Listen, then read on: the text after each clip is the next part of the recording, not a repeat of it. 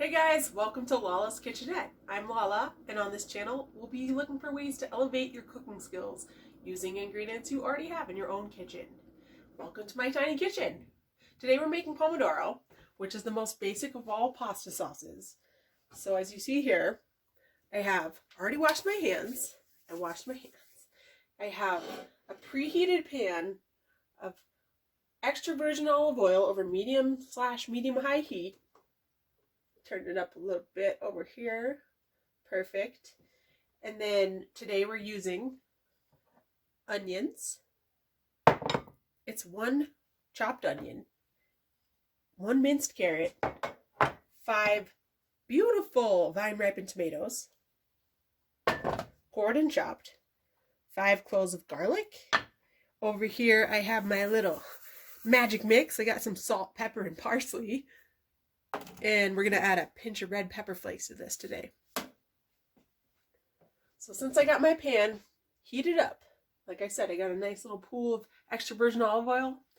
Let's get going. It's my favorite part. It smells so good already. Alright. These onions going. Pomodoro is like the most classic tomato sauce. This is like the base for any other tomato sauce that you're going to make. Like, say you want to make puttanesca, you want to make bolognese. It all starts out like this. It's onions, garlic, olive oil, and tomatoes.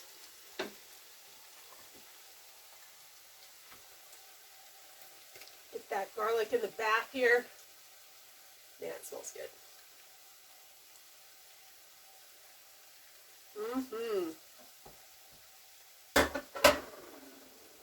All right.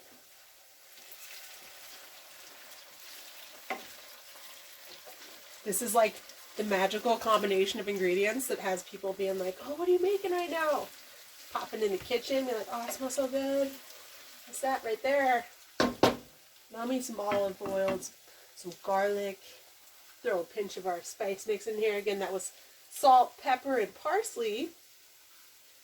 Over there. Oh yeah.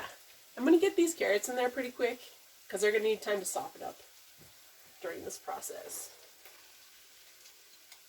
And again, I minced them up pretty small. And if you're immersion blending this, those will be soft enough to blend within minutes.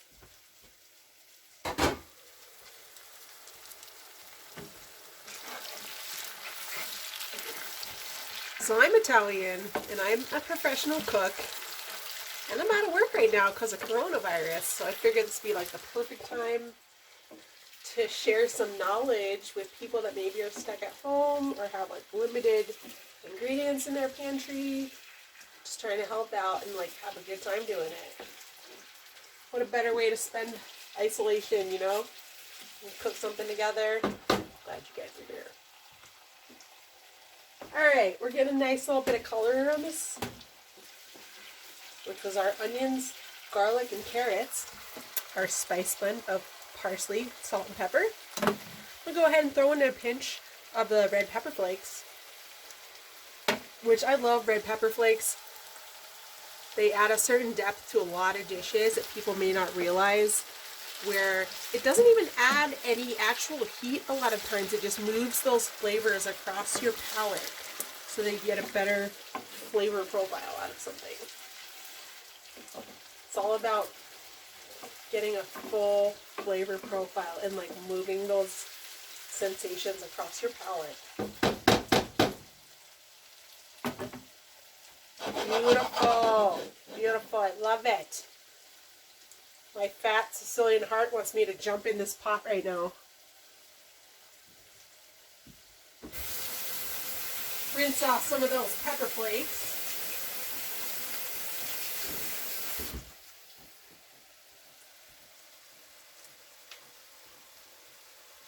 Alright. I wish you guys could smell this right now. It's just like the ultimate comfort food right here. So good.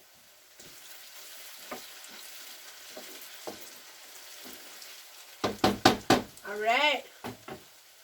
Tomatoes ready to jump in the pool. I'm going to put a splash of white wine in here right now. You could use, well, like normally for a red sauce I would use red wine, but things are a little limited as to what groceries you can get right now. But I like to keep my sauce sort of like bright and acidic tasting, like the tomatoes. I want to taste like each individual element. So I prefer to use a splash of white today.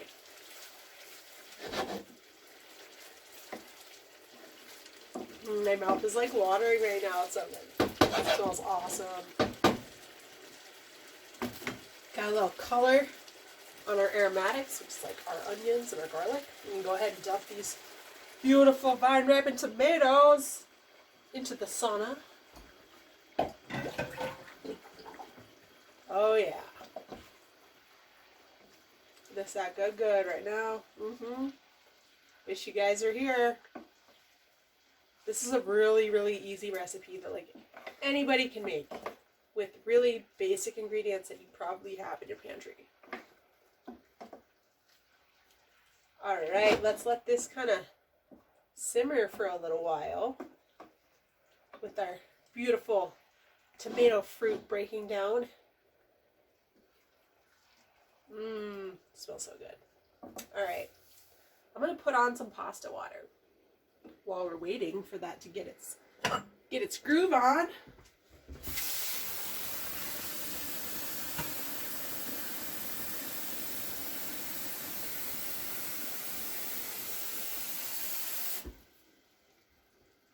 Just gonna throw on some fresh cold water for our pasta.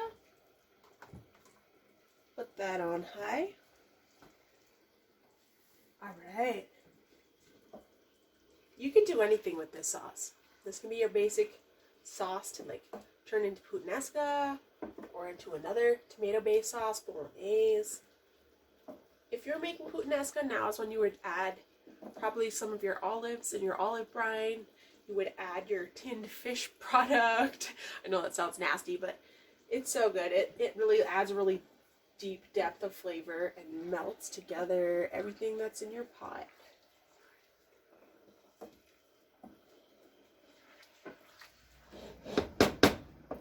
All right.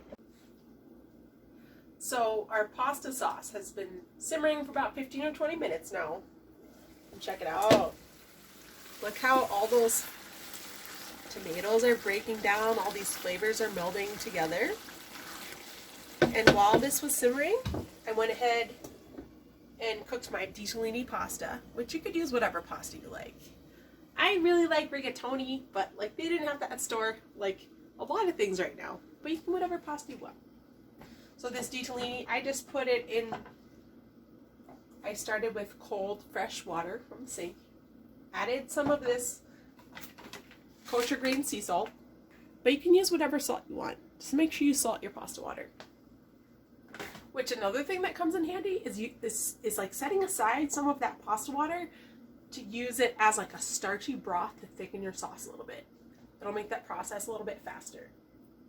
But I strained my pasta after it boiled for 8 minutes. So I put the pasta in, let it come back to a boil, boiled for 8 minutes, and it's al dente, firm to the bite. So that'll be coming in handy especially if you're gonna reheat this again or you're gonna serve it again on another day. You wanna make sure it's like not overcooked the first time that you cook it. So our Pomodoro is pretty well developed. At this point, if what you wanted to do was immersion blend it or put it in your blender or your food processor, that's something you could do.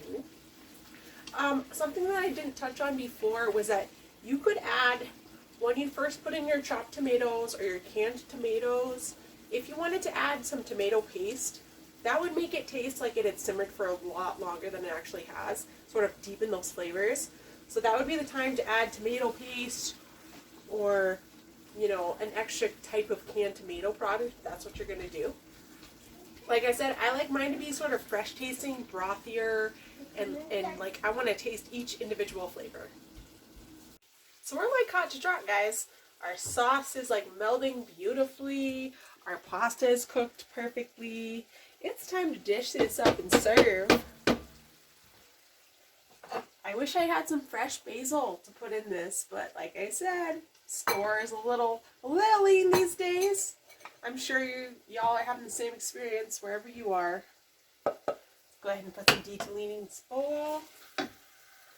Let's taste our pomodoro. I'm so pumped.